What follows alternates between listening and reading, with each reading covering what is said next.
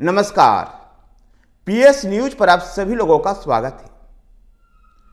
लोकसभा चुनाव के ऐलान से पहले ही आईएनडीआईए गठबंधन में शामिल दलों के बीच में तलवारें खींच गई है। विशेषकर मैं चर्चा जम्मू और कश्मीर को लेकर के करूंगा। जम्मू और कश्मीर से आईएनडीआईए में शामिल दोनों प्रमुख घटक दल नेशनल कॉन्फ्रेंस और पीडीपी के बीच में ऐसे ही तलवारें खींच गई है।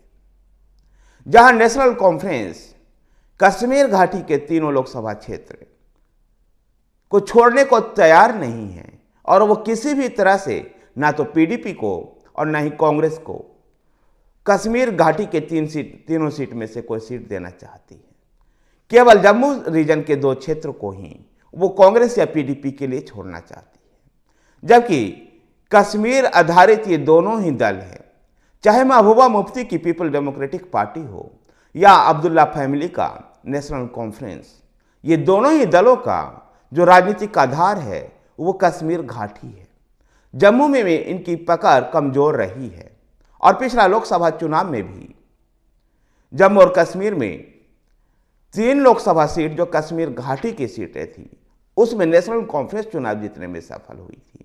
जम्मू रीजन के दोनों सीट पर भारतीय जनता पार्टी जीती थी।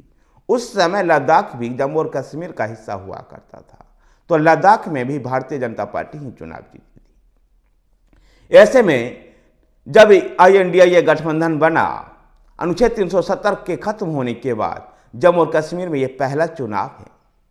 ऐसे में आईएनडीआईए गठबंधन में शामिल जम्मू और कश्मीर के दोनों ये प्रमुख दल नेशनल कॉन्फ्रेंस और पीडीपी कश्मीर घाटी के क्षेत्रों को लेकर के अपनी दावेदारियां से पीछे हटने को तैयार नहीं है।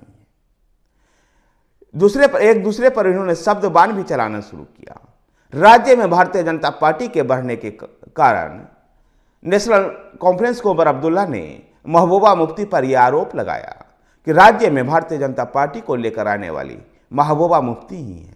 तो वहीं पर महबूबा मुफ्ती ने भी कहा कि जिस प्रकार से पहले गुप्तकार गैंग को खत्म किया गया और अब आईएनडीआईए को खत्म किया जा रहा है। महबूबा मुफ्ती ने आगे यहां तक भी कहा इसको लेकर वो कांग्रेस नेताओं से बातचीत करेंगे, क्योंकि आईएनडीआईए में कांग्रेस बड़े सहयोगी के रूप में है। देखना दिलचस्प होगा कि जम्मू और कश्मीर की लड़ाई, जो ये रोचक लड़ाई आईएनडीआईए के घटक दलों के बीच में ही है, किस प्रकार से आगे बढ़ती है।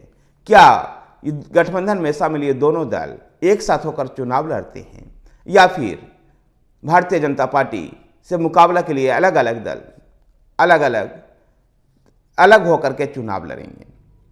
जिस प्रकार से इन दोनों नेताओं के, चाहे उमर अब्दुल्ला का हो या महबूबा मुफ्ती का हो, जिस प्रकार से बयान सुनाई दे रहा है, ऐसे में निश्चित रूप से ऐसा दिखाई दे रहा है कि अब इन दोनों दलों के एक राह पर चल करके भारतीय जनता पार्टी के मुकाबले में उतरना आसान नहीं है। धन्यवाद साथियों। वीडियो को लाइक कीजिए, शेयर कीजिए। हमारे साथ बने रहने के लिए हमारे चैनल पीएस न्यूज को सब्सक्राइब कीजिए। धन्यवाद।